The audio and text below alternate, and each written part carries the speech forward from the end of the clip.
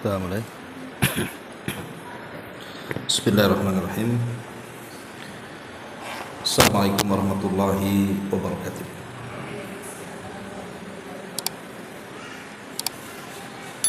Alhamdulillah wassalatu wassalamu ala Rasulillah wa ala alihi wa sahbihi wa mawalah wa la hawla wa la quwwata illa billahi wa ba'd. Alhamdulillah, segala puja dan puji hanya milik Allah subhanahu wa ta'ala. Salawat dan juga salam kita hadiahkan kepada Rasul kita Nabi besar Muhammad sallallahu alaihi wa ala alihi wasallam. Kita lanjutkan kembali kajian kita, masih membahas 175 jalan menuju surga. Dan kita masuk pada poin ke-13, halaman ke-59. Beribu-ribu pahala dan sebuah rumah di surga. Kita baca matanya baru kita jelaskan. Nabi sallallahu alaihi wasallam bersabda, "Man dakhala as-suqa faqala la ilaha illallah wahdahu la syarika lah.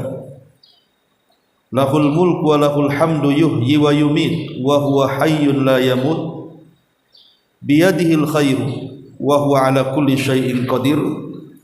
Kataballahu lahu alfi hasanah wa maha anhu alfi sayyi'atin wa rafa'a lahu alfi darajatin." Barang siapa yang masuk ke pasar lalu mengucapkan tidak ada sesembahan yang berhak disembah kecuali Allah satu-satunya, tidak ada sekutu baginya, hanya miliknya segala kerajaan, hanya miliknya segala pujian, dialah yang menghidupkan dan mematikan, dan dia maha hidup tidak akan pernah mati, hanya di tangannya segala kebaikan, dan dia maha kuasa atas segala sesuatu. Niscaya Allah akan catat baginya 1.000.000 pahala dan akan menghapus darinya 1.000.000 dosa, dan akan mengangkat untuknya 1.000.000 derajat. Kemudian di dalam riwayat yang lain, "Man qala fi suqi la ilaha illallah wahdahu la syarika lahul mulku wa lahul hamdu yuhyi wa yumit wa huwa hayyun la yamut biyadihil khairu wa huwa ala kulli syai'in qadir. Kataballahu lahu alfi hasanatin wa maha anhu alfi sayyi'atin wa bana lahu baitan fil jannah." Barang siapa yang ketika berada di pasar mengucapkan tiada Tuhan yang berhak disembah kecuali Allah satu-satunya yang tidak ada sekutu baginya, segala pujian hanya miliknya segala kerajaan, dan hanya miliknya pula segala pujian. Dialah yang menghidupkan, dan dia pula yang mematikan, dan dia pula hidup yang tidak akan pernah mati. Hanya di tangannya segala kebaikan, dan dia maha kuasa atas segala sesuatu. Niscaya Allah akan catat baginya 1.000.000 pahala, menghapuskan darinya 1.000.000 dosa, dan membangunkan untuknya sebuah rumah di dalam surga. Baik, di sini pengarang ingin menjelaskan kepada kita tentang keutamaan orang yang berdoa saat masuk pasar. Ini cocok pembahasan ini untuk ibu-ibu, karena ibu-ibu yang banyak ke pasar ya. Ma'asyiral muslimat yang dimuliakan Allah Subhanahu wa taala, sebelum saya jelaskan dua riwayat ini, kita akan menjelaskan tentang adab-adab dulu. Adab seseorang masuk pasar itu apa? Karena begini Bu, Nabi sallallahu alaihi wasallam pernah mengatakan, "Khairul makan masajiduha wa syarrul makan aswaquha." Sebaik-baik tempat adalah masjid-masjid Allah, dan seburuk-buruk tempat adalah pasar-pasarnya. Jadi kita tahu bahwa pasar itu adalah seburuk-buruk tempat. disitulah setan beraksi dan menancapkan genderang perang kepada Bani Adam. Sehingga karena pasar itu bukan tempat yang baik, justru tempat berkelahinya kita dengan setan. Makanya seorang muslim harus tahu adab dan etika masuk pasar itu, supaya tidak terkena jeratan setan di dalamnya. Yang pertama, ta'jilu bil khuruji minal aswaq. Kalau bisa Bu, kalau ibu ke pasar, sudah selesai apa yang ibu beli, segera keluar. Jangan lama-lama di situ. Kenapa demikian? Tadi saya sudah jelaskan. Karena di dalam pasar itu ma'arakatus syaitan wa biha nasaba rayatah. Kata Rasul, karena di dalam pasar itu tempat bertempurnya kita dengan setan, disitulah setan menancapkan benderanya. Makanya kenapa? Karena di situ setan di mana-mana dalam pasar itu dan mengajak perang dengan kita, maka sebaiknya jangan meladeni mereka, tapi segera keluar pasar. Kalau selesai hajatnya, selesai kebutuhannya apa yang ibu beli, atau selesai mungkin menghabiskan jualannya jam sekian ke jam sekian, cepat keluar. Kenapa demikian? Kalau kita berlama-lama di pasar itu akan menyebabkan banyak maksiat yang kita lakukan di dalamnya. Terkadang dengan asiknya kita keliling pasar, akhirnya kita dilalaikan waktu, sehingga terkadang meninggalkan kewajiban. Apalagi pasar di zaman sekarang kan sudah disulap jadi mall masalahnya, sehingga terkadang itu yang namanya mall ya terang terus lah, mau pagi, mau siang, mau malam, ya memang begitu terangnya. Sehingga orang masuk mall itu kadang-kadang tidak tahu kapan pagi, kapan siang, kapan malam, kayak semua sama. Pemain ibu ke mall jam 10, keluar pula jam 10 juga, jam 10 malam gitu ya. Nah, ini kan bahaya. Kemudian yang kedua, tijaratun rabihatun fi abghadil biqa'i ila Allah azza wa jalla. Kita bisa berjual beli dengan Allah subhanahu wa ta'ala, bukan hanya berjual beli dengan manusia, tapi kalau bisa juga kita berjual beli dengan Allah subhanahu wa ta'ala. Dan ingat, berjual beli dengan Allah lan tabur, perdagangan dan perniagaan yang tidak pernah ada ruginya. Kalau berniaga dengan manusia, kadang untung kadang rugi, kadang kena orang amanah, kadang kena tipu juga kan itu. Tapi kalau berniaga dengan Allah subhanahu wa ta'ala, tidak ada ruginya. Dan riba yang dihalalkan itu ketika berniaga dengan Allah subhanahu wa ta'ala. Caranya bagaimana? Inilah hadis yang kita bahas ini.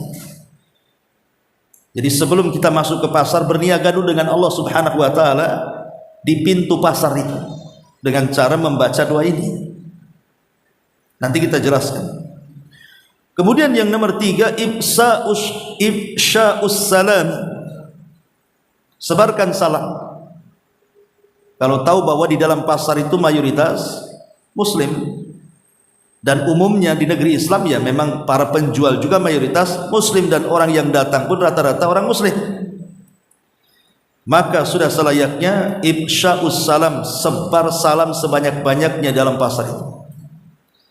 Ustaz saya nggak kenal, nggak apa-apa, ucapkan salam saja, yang penting zahirnya nampak muslim, dia pakai jilbab. Karena di antara tanda-tanda kiamat itu, ketika orang mengucapkan salam hanya kepada yang dikenal dan tidak mengucapkan salam kepada yang tidak dikenal. Alasannya takut ditanya Ustaz, takut didekati. Kemudian ditanya, kapan kau kenal saya, kenapa mengucap-ucap salam, katanya. Ya jawab saja, mengucapkan salam itu perintah Nabi, makanya saya ucapkan salam. Makanya ada sahabat namanya Abdullah ibn Umar. Abdullah ibn Umar itu terkadang dia menyengaja datang ke pasar bukan untuk jual beli, bukan untuk menjual atau membeli sesuatu, tapi ke pasarnya itu hanya ingin mengucapkan salam saja.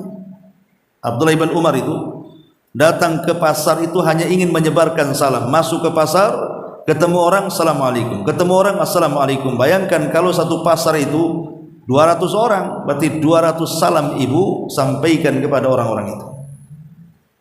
Kira-kira nih kalau amalan Ibnu Umar ibu lakukan, apa kata orang?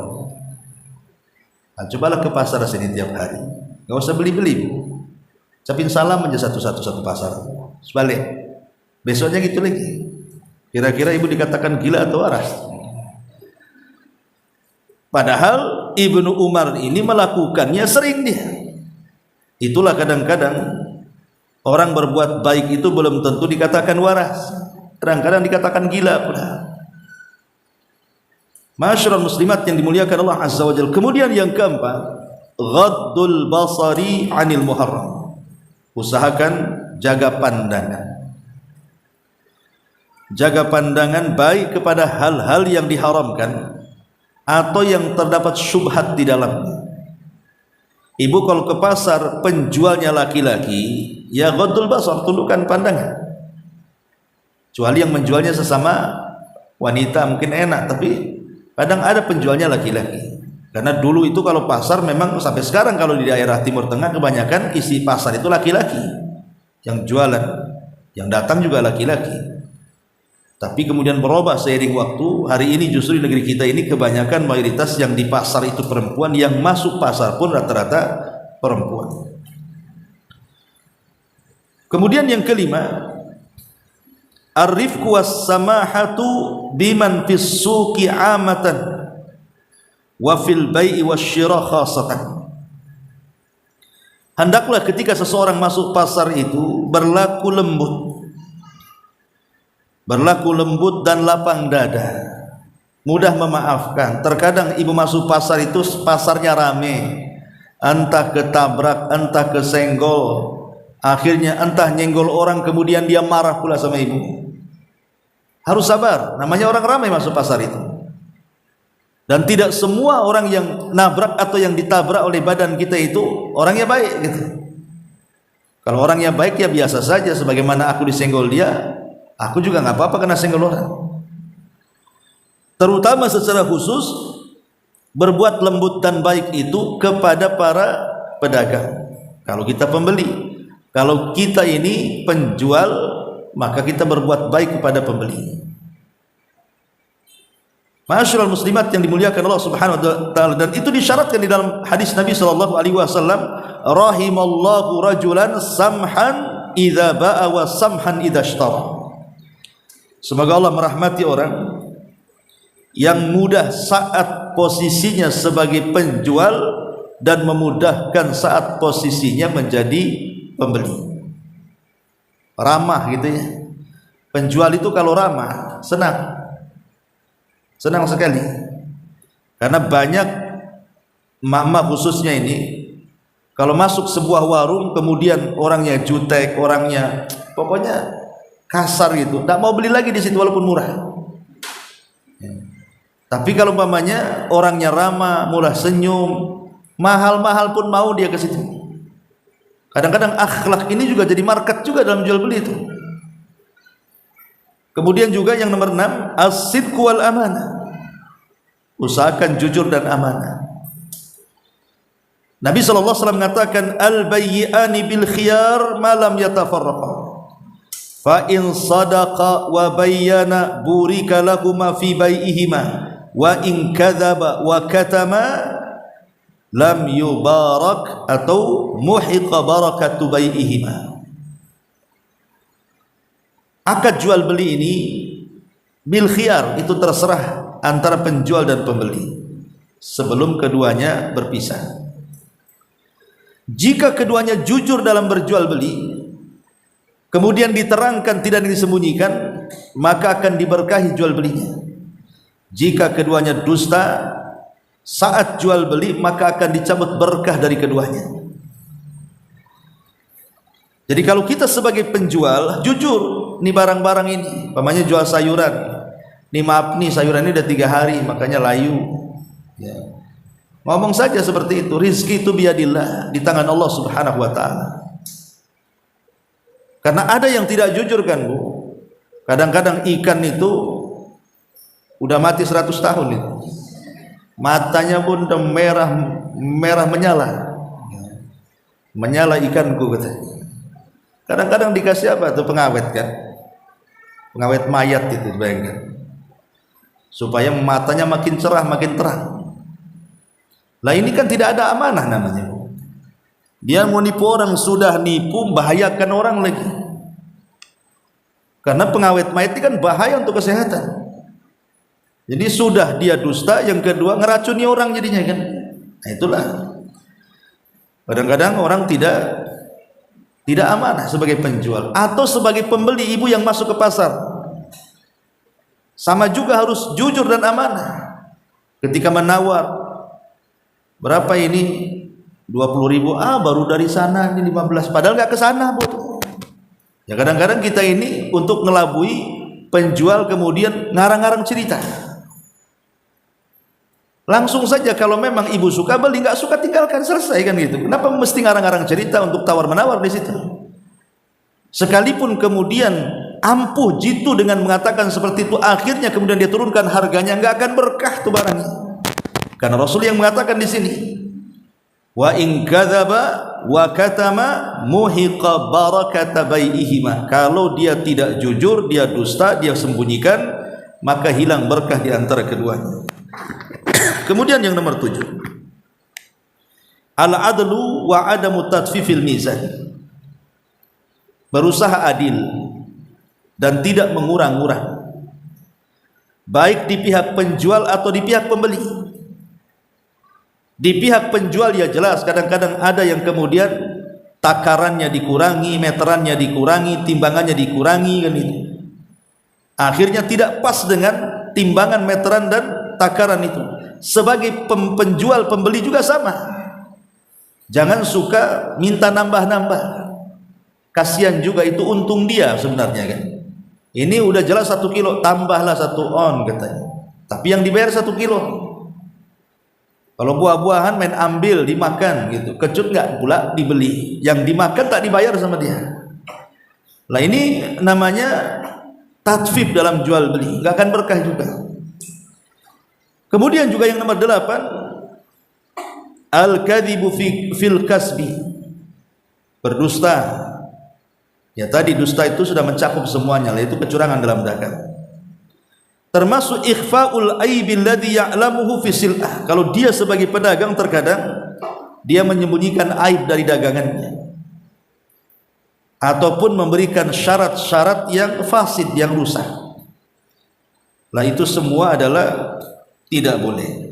Dan banyak lagi lah, kalau kita cerita adab-adab jual beli, kita akan bahas dalam kitabul buyu, nanti itu semua keluar tentang adab jual beli. Intinya bahwa kalau ibu ke pasar ingin membeli sesuatu yang gunanya untuk dimakan ibu dan keluarga, maka belilah rizki yang halal.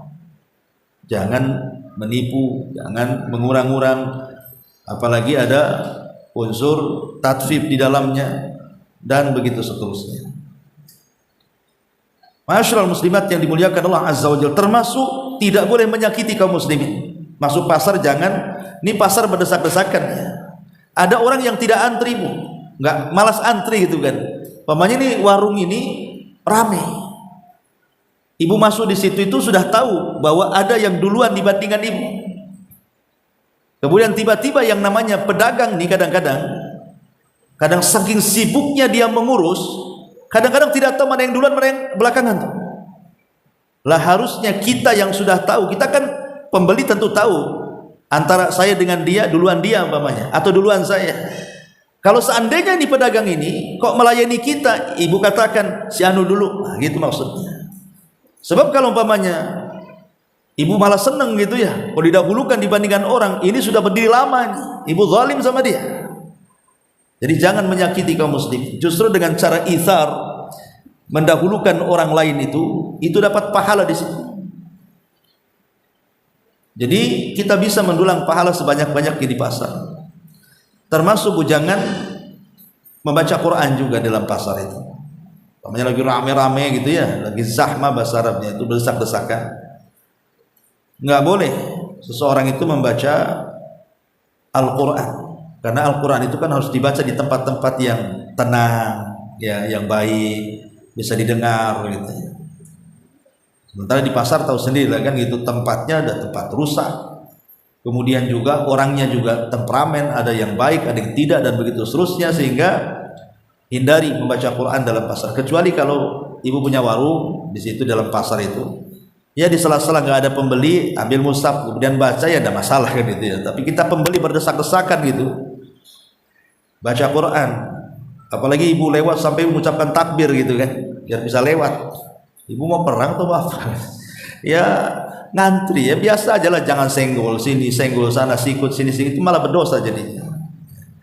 Taib, dan banyak lagi adab-adabnya. Lah di antara adab-adabnya di sini adalah yang kita bahas ini, yaitu berusaha untuk berniaga dengan Allah sebelum berniaga dengan manusia. Caranya apa? Sebelum masuk pasar itu berdoa dulu. Kan pasar itu kan mesti ada gerbangnya, ada pintunya. Atau kalau memang di pasar kaget kayak di Batu Haji ini kan banyak di sini kayak pasar-pasar di pinggir jalan itu kan nggak ada gerbangnya. Ya pokoknya ibu sebelum membeli sesuatu, bacalah doanya. Setelah selesai baca doa baru membeli. Tapi kalau di pasar-pasar yang permanen dibangun, kadang-kadang ada gerbangnya kan gitu. Di depan gerbang itu, ibu baca dulu doa yang diajarkan Nabi Shallallahu Alaihi Wasallam. Apa doanya? La ilaha illallah wahdahu la syarikalah lahul mulku wa lahul hamdu yuhyi wa yumitu wa huwa hayyun la yamut biyadihil khair wa huwa ala kulli syai'in qadir. Tidak ada sesembahan yang berhak disembah kecuali Dia. Dialah satu-satunya dan tidak ada sekutu baginya. Baginya kerajaan, baginya pujian. Dialah yang menghidupkan dan mematikan. Dialah zat yang hidup dan tidak akan pernah mati, di tangannya kebaikan, dan Dialah yang atas segala sesuatu maha mampu. Ibu kalau baca nih, apa pahalanya? Luar biasa. Kata Nabi Shallallahu Alaihi Wasallam, pahalanya nih, berapa pahalanya? 4 perkara ibu akan dapat di sini. Ibu akan dapat 4 perkara kalau ibu baca doa ini. Pertama, kataballahu lahu alfi hasanatin. Ibu akan dicatat dalam catatan buku ibu yang di tangan para malaikat itu. Jadi akan dicatat sebanyak 1 juta kebaikan. Langsung diletakkan di catatan ibu yang di tangan-tangan malaikat itu. Si fulan sudah membaca doa masuk pasar, aku tulis dia mendapatkan 1 juta pahala. Luar biasa Bu, 1 juta pahala. Bayangkan kalau kita mau beramal satu-satu, sampai kapan 1 juta dapatnya? Ini cukup berdoa depan pasar saja sudah dapat 1 juta kebaikan. Cukup sampai di sini? Tidak. Yang nomor 2, wa maha anhu alfi sayyiatin. Akan dihapus 1 juta keburukan. Dihapus. Ya. Cukup sampai di sini? Tidak. Wa rafa'a lahu alfi darajah. Allah angkat 1 juta derajat dia. Dan yang terakhir dalam riwayat yang kedua, wa bana lahu baitan fil jannah, dan akan dibangunkan 1 istana di sorga. Subhanallah Bu. 1 juta kebaikan ibu dapat, 1 juta keburukan dihapuskan Allah dari badan kita, 1 juta tingkatan Allah berikan kepada kita, dibangunkan lagi 1 rumah di sorga. Ya kan rugi sia-sia nih kalau seandainya ibu tiap hari ke pasar gitu. Kan ada orang yang tiap hari ke pasar, ada yang seminggu sekali. Coba bayangkan setiap hari Bu, kalau ibu sebelum masuk pasar baca doa ini, dan itu tiap hari, coba bayangkan berapa miliar, berapa triliun tuh dapatnya kalau terusan setiap hari sampai ibu wafat. Jadi ini luar biasa pahalanya. Memang hadis ini perselisihan dari para ulama, tetapi Syekh Albani rahimahullah ta'ala menghasankan, artinya hadis ini bisa dijadikan hujjah. Karena ada beberapa amalan, salah satu ciri-ciri hadis itu palsu, itu ketika amalannya ringan, pahalanya segudang. Nah ini kalau ada amalan ringan, pahalanya segudang, ini ciri-ciri hadis maudhu, hadis palsu. Tapi tidak semua. Itu hanya ciri-cirinya saja, tidak semua. Banyak hadis-hadis sahih pun yang menjelaskan tentang amalan-amalan ringan namun berpahala segudang. Salah satunya ini hadis ini. Hadis ini adalah hadis yang menunjukkan pahalanya akan diberikan 1 juta pahala. Lu bayangkan. Ma'asyiral muslimat yang dimuliakan Allah Azza wa Jalla. Baik, kita sedikit kaji kandungan daripada doa ini.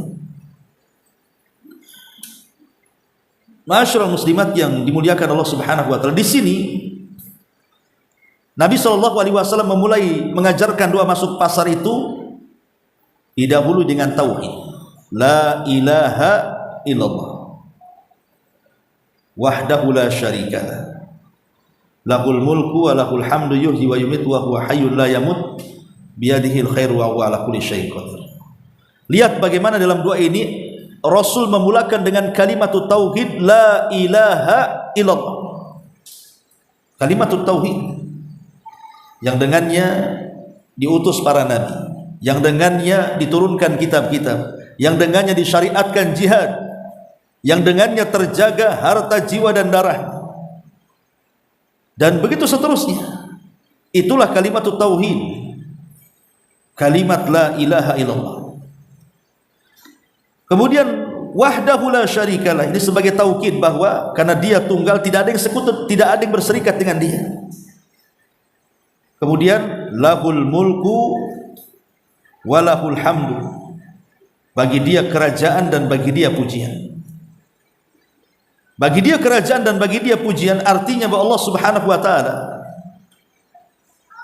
adalah zat yang pantas untuk dipuja dan dipuji. Dan Allah adalah penguasa alam semesta. Bagi dia kerajaan, tidak ada kerajaan kecuali kerajaan Allah Subhanahu wa taala. Makanya pada hari kiamat, setelah Allah Subhanahu wa taala menghancurkan seluruh makhluk-makhluknya, di mana langit digulung dan juga bintang-bintang berjatuhan, air diluapkan, gunung-gunung diterbangkan, tidak ada manusia yang hidup, semua mati, malaikat mati, jin mati, manusia juga mati. Maka Allah Subhanahu wa taala akan mengatakan, limanil mulkul yaum. Sekarang kalian tahu kerajaan siapa ini sekarang ini. Siapa yang berhak memiliki kerajaan? Tidak ada yang menjawab karena semua mati, makhluk-makhluk yang berakal itu. Artinya Allah Subhanahu wa taala dialah raja bagi semesta alam. Kemudian perkataan beliau ataupun hadis Nabi sallallahu alaihi wasallam itu mengatakan, man dakhala suq, barang siapa yang masuk ke dalam pasar, ya pasar ma'ruf, pokoknya tempat orang jual beli itulah pasar. Pokoknya kalau disebut pasar ya ma'ruf, pokoknya ada pasar kering, ada pasar basah kan itu. Pasar yang semua orang numplak di situ. Bukan maksudnya toko tertentu, tidak. Umpamanya ibu punya tetangga, lah tetangga ini buka warung kelontong. Kemudian ibu setiap mau beli berdiri dulu, baca doa ini dulu. Setiap mau beli baca doa ini dulu. Ini yang punya warung kelontong heran, kenapa ibu ini selalu berdiri di situ? Kayak menghormat bendera saja. Bukan untuk toko, ini tidak berlaku hadis ini. Maksudnya suk itu artinya pasar, tempat jual beli. Ya ma'ruf kalau disebut pasar ya pasar gitu. Kalau toko kan beda, bukan pasar dia. Jadi hadis ini bicara soal pasar, bukan soal toko. Yuhyi wa yumit, dialah zat yang maha menghidupkan lagi maha mewafatkan. Jadi Allah mampu menghidupkan dan Allah juga sangat mampu mewafatkan. Wa huwa hayyun la yamut, dia adalah zat yang maha hidup dan tidak akan pernah mati. Persis seperti khutbahnya Abu Bakar Siddiq saat kematian Nabi, di mana kata Abu Bakar itu, ayuhan nas, man kana minkum ya'budu Muhammadan fa inna Muhammadan qad mat, wa man kana minkum ya'budullaha fa innahu hayyun la yamut. Manusia, kalau kalian masih menyembah Muhammad, tuh Muhammad sudah mati. Masih kalian mau sembah juga. Tapi siapa yang menyembah Allah adalah Allah zat yang maha hidup dan tidak akan pernah mati. Itulah makna yuhyi wa yumit wa huwa hayyun la yamut biyadihil khair, di tangannya lah seluruh kebaikan. Bahkan bukan hanya kebaikan, keburukan juga di tangan Allah Subhanahu wa taala. Kemudian wa huwa ala kulli syai'in qadir, maksudnya qadir alal ihya wal imata. Allah atas segala sesuatu maha mampu. Maksudnya maha mampu di sini artinya mampu menghidupkan dan mampu mewafatkan. Baru setelah itu bicara soal pahala. Kataba lahu alfa alfi hasanah. Allah akan catat 1 juta kebaikan. Maksudnya akan dicatat di tangan kiram al-katibin, malaikat pencatat. Langsung setelah ibu baca doa ini kemudian masuk pasar, ibu sudah punya saldo 1 juta pahala dalam catatan malaikat itu. Dan lumayan tuh 1 juta. Cukup tidak? Bahkan Allah hapus 1 juta kesalahan lagi. Bahkan Allah akan angkat derajatnya dan Allah langsung bangunkan 1 istana di surga. Wah, luar biasa. Hanya membaca doa ini saja. Ustaz, saya tidak hafal Ustaz. Nanti baca doa ini larinya ke ina ataina umpamanya. Ya ibu kan bisa tulis. Tidak bisa bahasa Arabnya, bahasa Latinnya. Ditulis. Nanti tulisannya Bu dilaminating. Kemudian diselipkan di tas atau dompet. Ya. Jadi setiap masuk pasar ambil. Nanti disangka ATM, nggak apa-apa. Ya, asal jangan pula itu pula yang dikasihkan. ATM-nya malah dalam tas. Gitu. Jadi baca saja nggak apa-apa, baca dulu. Kalau terus-terusan dibaca kan lama-lama hafal juga tuh. Kalau orang itu terus membaca setiap masuk pasar itu dia baca, dia lama-lama hafal sendiri. Kalau tidak hafal tidak ada masalah melihat. Syukur-syukur kalau ibu yang punya pasar, ibu buat di gerbang pasar doain ditulis. Jangan masuk pasar kecuali Anda baca doa ini, kan mantap. Atau ibu tidak punya pasar, ibu buat aja pakai banner gitu ya. Kemudian kerjasama dengan orang pasar, bisa nggak Pak ini ditempel di gerbang itu? Kan bagus tuh, kerjasama yang baik tuh. Intinya bahwa bagaimana pahala orang yang masuk pasar ini hanya dengan membaca doa yang sangat pendek. La ilaha illallah wahdahu la syarikalah, lahul mulku wa lahul hamdu yuhyi wa yumiitu wa huwa hayyun la yamut biyadihil khair wa huwa ala kulli syai'in qadir. Pendek, ya, bisa ulang-ulang, insyaallah mudah hafalnya. Dari sini kita tahu bahwa ada amalan-amalan ringan yang bernilai pahala besar. 1 juta pahala luar biasa. Wallahu alam, ini diantara keterangan hadis dari poin ke-13. Baik, sebelum saya tutup, silakan kalau ada yang bertanya. Tafadhol.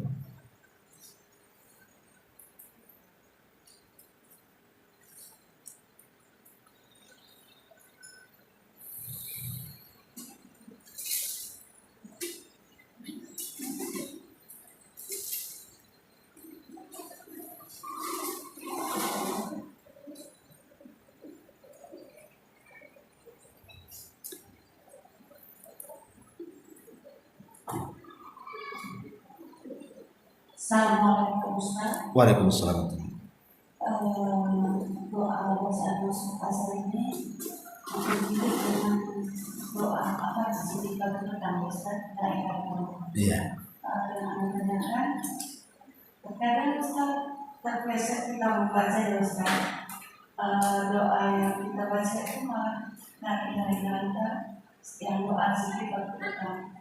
Apakah kita juga mendapatkan pahala yang sama Ustaz?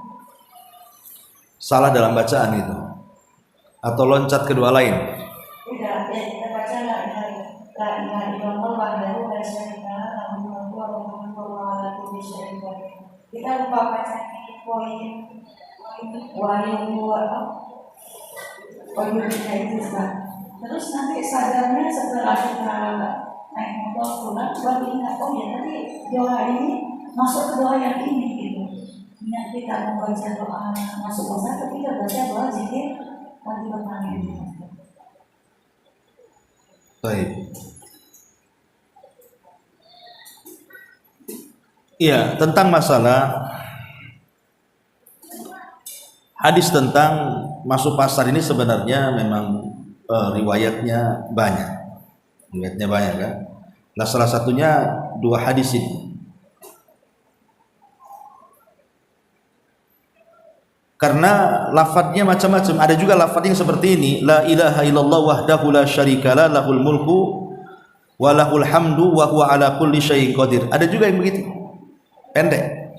Ya. Jadi tidak mesti Ibu katakan yuhyi wa yumit wa huwa hayyun la yamut, kan begitu. Ya, Enggak ada masalah. boleh Ustaz. Enggak, karena ada lafaz yang lain. Lafaz yang lain yang pendek, la ilaha illallah wahdahu la syarikalah lahul mulku wa lahul hamdu wa huwa ala kulli syai'in qadir. Sampai di sini saja. Ada lafaznya seperti itu. Jadi tidak masalah. Enggak ada masalah. Terus kalau kita berada di rumah, kita buka pasar online, kita baca juga Ustaz. Gimana? Kalau kita berada di rumah, kita mau buka pasar online, kita baca juga doa tersebut. Pasar online? Oh enggak, ini enggak masuk pasar online, Bu. Iya. Apalagi judi online. Enggak masuk lagi. Enggak ada pasar online. Ini khusus ya kita datang ke pasar. Ya, jadi enggak masuk ya. Kalau pasar bunga Ustaz, Gimana? pasar kembang, kita mau beli bunga, Ya sekarang ini kan pokoknya di situ terjadi transaksi jual beli dan memang orang mengatakan itu pasar. Pasar kan tempat berkumpulnya orang ramai, kemudian di situ terjadi transaksi jual beli. Tempat berkumpulnya orang, pasar itu untuk transaksi jual beli. Jadi kita memang kalau kita pemainnya pasar online gitu kan, susah kita akan mempraktikkan adab-adab yang tadi saya sebutkan tadi. iya Ustaz. Ya. Jadi memang harus ya pasar-pasar yang ma'ruf di sini. Ya walaupun pasar bunga, pasar apa, kalau memang itu disebut pasar, ya berlakulah adab-adab pasar itu. Wallahu a'lam. Apalagi tema yang lain ya Ustaz. Ya. Hari akad yang kemarin kan Ustaz belum selesai ya surat Al-Musalah. Tapi di situ ada yang jalan buat anak dan anak-anaknya.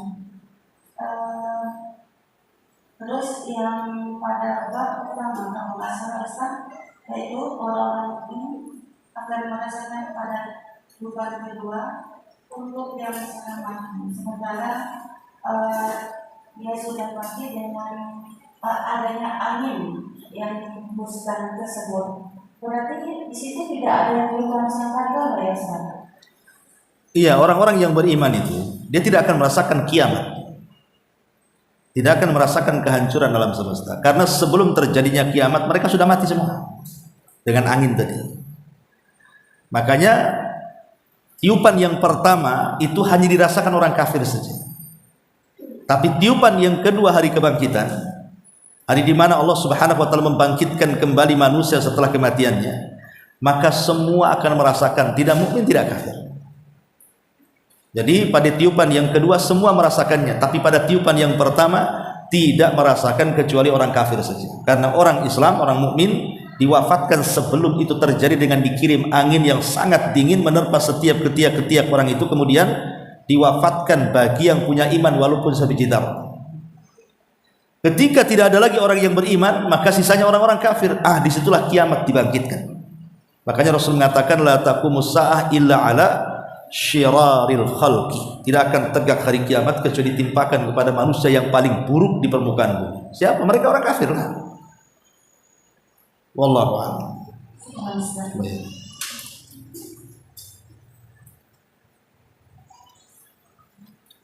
Sudah? Sudah? Ada yang bertanya? Iya, sudah paham, tinggal dipraktikkan saja. Subhanakallahumma bihamdika asyhadu an la ilaha illa anta astaghfiruka wa atubu ilaik.